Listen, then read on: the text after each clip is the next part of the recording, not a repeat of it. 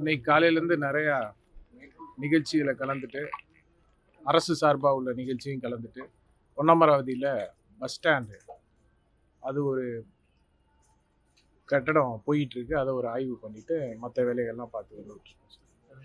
நேற்று ஜனநாயகம் திரைப்படம் தன்னோட கடைசி படம் ரிலீஸ் ஆயிடுச்சு. அதில் வந்து நீங்கள் உள்ளிட்ட அமைச்சர்கள் வந்து கண்ணீர் உணவுபூர்வம் மிக்க கண்ணீராக நீங்கள் வந்து செஞ்சீங்க. ஆனால் இது வந்து சோசியல் மீடியாலையும் எதிர்கட்சிகளும் வந்து பல்வேறு விமர்சனங்கள் வைக்கிறாங்க. Good question.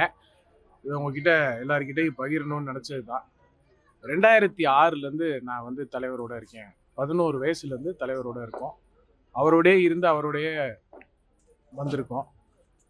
கட்சி ஆரம்பித்ததுக்கப்புறம் நம்ம வந்து வந்தது கிடையாது.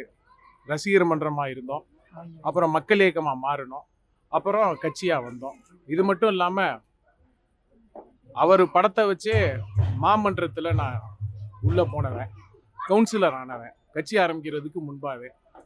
அதுக்கப்புறம் அவரை வச்சு எம்எல்ஏ ஆனோம், அவரை வச்சு மந்திரியும் அவரை வச்சு தான் எல்லாமே. அப்போது இப்பேற்பட்ட தலைவர் கூட நம்ம இவ்வளோ நாள் இருக்கோம்.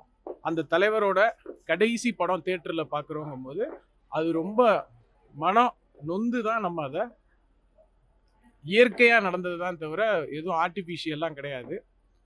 எல்லாத்துக்கும் மீறி கடவுள்னு ஒருத்தவங்க இருக்கா, கடவுளுக்கு தெரியும். நாங்கள் எப்படி ஆர்டிஃபிஷியலாக பண்ணோமா இல்லை அது எப்படி பண்ணோங்கிறது இறைவனுக்கு தெரியும். அதுதான்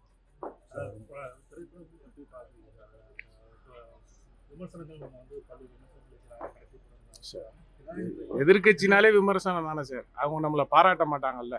நம்ம மக்களுக்கான அரசு இது, மக்களுக்கு என்ன நல்லது செய்யணுமோ அதை செய்வோம் சார். கல்லூரி மாணவர்கள் கோரிக்கை வச்சுருக்காங்க.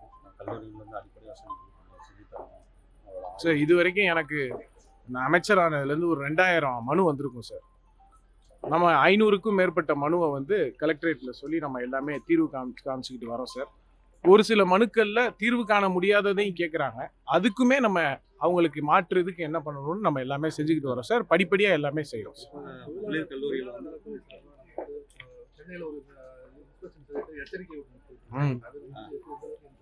இல்லை சார், தமிழ்நாடு ஃபுல்லாக 21 ஸ்குவாட் டீம் போட்டு நம்ம வந்து அது பாதுகாப்புக்கு ஃபேக்ட்ரிஸ்க்கு என்னென்ன இனி வருங்காலங்களில் எந்த ஒரு உயிர் சேதமும் இருக்கக்கூடாதுங்கிறதுல ரொம்ப நம்மளுடைய அரசு தீர்மானமாக இருக்கிறதுனால அதுக்கு நம்ம என்னென்ன ப்ரிகாஷனாக சேஃப்டி மெஷர்ஸு லேபர்ஸ்க்கு எல்லாருக்கும் நம்ம செய்யணுங்கிறதுல ரொம்ப தெளிவாக இருக்கும். மாண்புமிகு முதலமைச்சர் அவர்களோட உத்தரவின் பேரில் நம்ம செஞ்சுக்கிட்டு வரோம் சார். Thank you sir. நன்றி சார்.